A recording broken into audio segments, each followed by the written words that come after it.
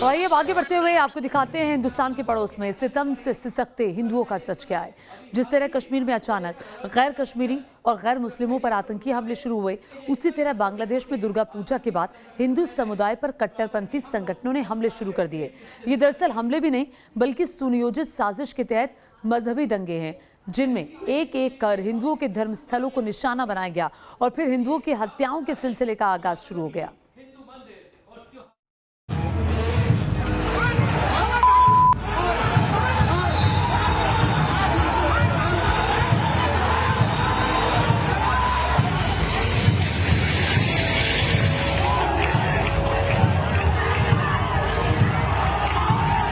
दुर्गा पूजा पर दहशत फैलाई,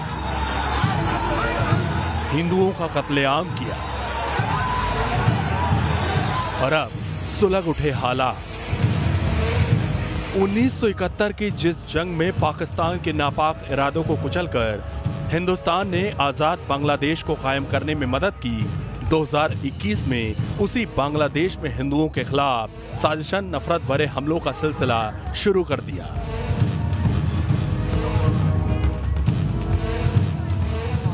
नफरत की इस आग को किसने सुलगाया?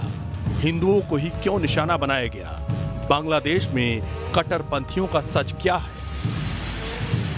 इन सब सवालों का जवाब आज आपको देंगे, लेकिन पहले देखिए वो क्रोनोलॉजी जो बताएगी कैसे भारत के पड़ोसी मुल्क में हिंदू हुए टॉर्चर के शिकार। 13 अक्टूबर 2021। 13 अक्टूबर को अचानक बांग्लादेश में सोशल मीडिया पर एक मैसेज सर्कुलेट किया गया, जिसमें लिखा गया, चांदपुर के दुर्गा पूजा पंडाल में ईश निंदा की गई है। यह अफवाह आग की तरह फैली। चांदपुर के कुमिला समेत नजदीकी इलाकों में एक के बाद एक कई दुर्गा पूजा पंडालों में हमले किए गए, मूर्तियों को तोड़ने की कोशिश की गई। नोआखाली में इस्कॉन मंदिर के अंदर श्रद्धालुओं पर धारदार हथियार से हमले किए गए।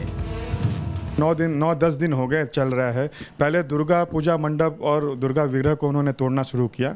उसके बाद जिस दिन विजयदशमी थी, उस दिन वो इस्कॉन मंदिर के सामने जो नाव खाली है, वहाँ पर आकर 500 लोग आए। उसमें से 200 लोग मंदिर में घुसे। पहले घुसने से पहले दुर्गा मंडप को तोड़ा, दुर्गा जी की डेटिस को तोड़ी।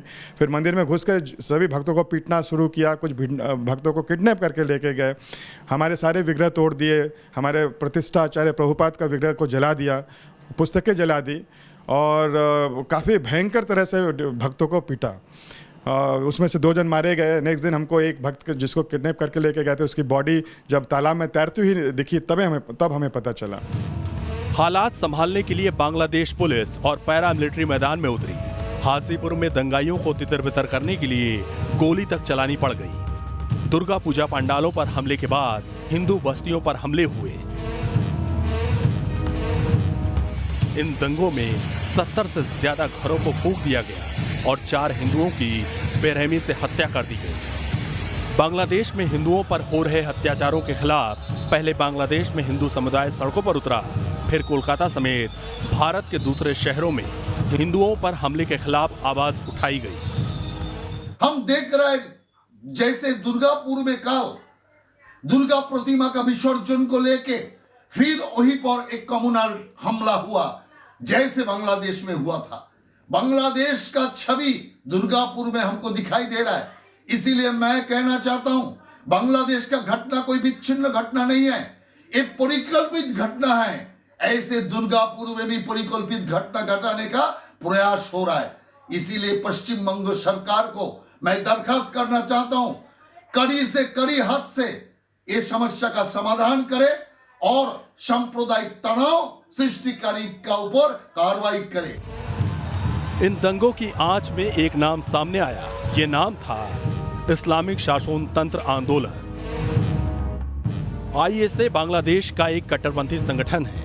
माना जाता है कि इस संगठन की पैदाइश जमात इस्लामी और हिफाजत इस्लाम जैसे कट्टरपंथी संगठनों से हुई है।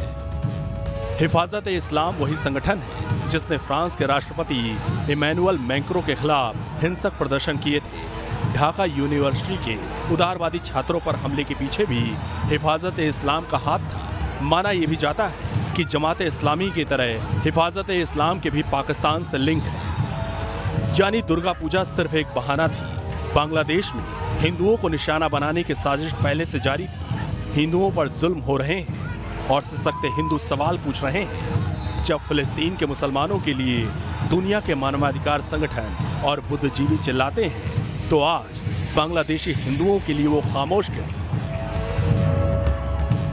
क्या रहम और इंसानी हक में ये बुद्धिजीवी, ये सेकुलर सिलेक्टिव है, जहां समुदाय विशेष के लिए दिल दर्द से भर जाता है और बांग्लादेश या पाकिस्तानी हिंदुओं के आंसू इन्हें नजर भी नहीं आते। Team news nation.